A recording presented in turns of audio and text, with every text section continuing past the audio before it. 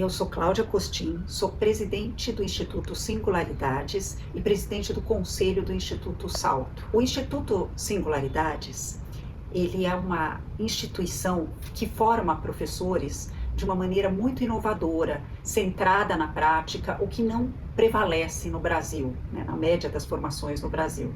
E o Instituto Salto veio para pegar boas práticas que existem no Brasil e dar escala, permitir que ela possa ser reproduzida como política pública, como política educacional, mas adaptando ao contexto específico. Então, pegar boas práticas, por exemplo, de Pernambuco e levar para outros estados, de Teresina, a melhor capital em educação do Brasil, e levar para outras capitais ou cidades médias e grandes, ou seja, fazer com que o Brasil aprenda com o Brasil.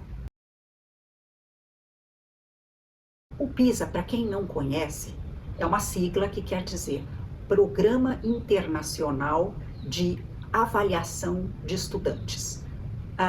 Ele basicamente olha para jovens de 15 anos, independente da série em que eles se encontram, de diferentes países do mundo, e avalia não um currículo dado, mas as competências, as habilidades, que quer dizer as habilidades e conhecimentos, que quer dizer competências, que um jovem deveria ter aos 15 anos para poder ter a possibilidade de ter realizações interessantes, tanto no mundo do trabalho quanto na cidadania. Ele começou em 2000, é realizado a cada 3 anos, a pandemia aumentou o intervalo por razões compreensíveis, né, porque não podia ser aplicado durante a pandemia, e o Brasil participa desde o começo. A primeira aplicação do PISA foi com 56 países e o Brasil tirou o último lugar. E foi uma decisão corajosa do Brasil de participar do primeiro PISA, porque a maior parte dos países que participaram eram países da OCDE. Quem organiza o PISA é a OCDE. E ele tem também uma característica interessante, porque ele não verifica se o jovem aprendeu o que é ensinado na escola. Ele verifica se aquilo que ele aprendeu, ele consegue usar em situações novas. Ou seja, ele vê muito mais se o jovem sabe pensar cientificamente do que se o jovem sabe a tabela periódica de cor. O Brasil participa, como eu disse, desde o ano 2000, e de 2003 até 2012 foi melhorando o seu desempenho. A partir de 2012, o Brasil estagnou no PISA. E por que é importante entender isso? Porque o Brasil tem problemas grandes em educação, em parte porque ele foi um dos últimos países da América Latina a universalizar o acesso ao ensino fundamental. E como a escolaridade da mãe impacta nas chances de sucesso escolar de uma criança, nós pagamos um preço alto por demorar a universalizar o acesso. Para vocês terem uma ideia, foi só na primeira década do século XXI que o Brasil universalizou o acesso aos anos finais do Fundamental, o chamado Fundamental 2. E mesmo assim, nós não universalizamos a conclusão. Só 78% dos jovens concluem o Fundamental 2. Normalmente um jovem de 15 anos deveria estar na primeira série do ensino médio. No caso brasileiro, nós temos também um problema grave, porque nós temos alta taxa de repetência, que acaba levando à evasão escolar, e isso faz com que muitos jovens aos 15 anos, em vez de estar na primeira série do ensino médio, eles estão atrasados, eles estão no 8º ano do ensino fundamental ou no 9º ano do ensino fundamental, e tudo isso precede a pandemia. Então não é culpa da pandemia, são atrasos históricos que nós temos em educação. Olha, o PISA, a cada edição, enfatiza uma das 3 áreas, leitura e interpretação de texto, matemática ou ciências. Esse PISA foi sobre ciências, e ciências é uma área muito desafiadora para o Brasil. Por que é tão desafiadora? Porque o Brasil tem uma queda grande, já há alguns anos, nas inscrições em licenciatura de matemática. A profissão de professor não é atrativa em qualquer área, mas em matemática, como o setor financeiro remunera bem, há muito menos interesse de jovens de fazer licenciatura em matemática. Como que nós nos saímos no PISA? Vamos começar com notícias boas. Nós subimos no ranking, ou seja, Agora, no PISA de 2018, foram 79 territórios que participaram, agora foram 81. Nós estávamos na 71ª posição entre os 79 países em matemática, e nós subimos para a 65ª. Isso poderia nos consolar, né? Porque, afinal, depois de 2 anos de escolas fechadas e com todos os problemas, mas nós somos a 13ª economia em termos de PIB. Nós não temos o direito de pensar pequeno. Nós temos que, sim, identificar avanços que aconteceram, e esses avanços aconteceram especialmente em matemática, mas é importante lembrar que, do ponto de vista de pontuação, ou seja, quantos pontos nós tivemos, nós perdemos 5 pontos em matemática em relação a 2018. Então, como assim nós subimos de posição sendo que perdemos pontos? É porque os outros países perderam muito mais. A pandemia afetou praticamente todos os países em educação. O Brasil não foi uma exceção, até o Brasil, como ficou 2 anos inteiros com escolas total ou parcialmente fechadas, ele teria a chance de perder muito mais. Não perdeu muito mais, mas perdeu. O Brasil vinha, curiosamente, já desde o momento que ele universalizou o acesso ao ensino fundamental todo, com melhorias incrementais em educação. Vocês dirão, como assim melhorias incrementais nós estamos nessa posição? Pois é que nós estávamos muito atrás. E quais são essas melhorias incrementais? Nós colocamos todas as crianças na escola. Nós passamos a ter um índice que avalia a qualidade da educação e tornamos público. Ou seja, a gente começou a trabalhar com base em dados. A relação nossa com a educação era muito impressionista. Ou seja, eu olhava para aquela escola, se estava a infraestrutura boa, se as refeições aconteciam, se a escola estava bonitinha, e aí há um alerta sobre a infraestrutura para os jovens políticos. A infraestrutura é importante para a melhoria do aprendizado, mas ela não é um fim em si mesmo. E de onde vêm essas melhorias nas avaliações? Primeiro, é importante lembrar que nós pusemos 1 ano a mais de ensino fundamental. O Brasil, em 71, reduziu 1 ano no ensino fundamental. Nós tínhamos até o 5º ano, e depois vinha o ginásio com 4.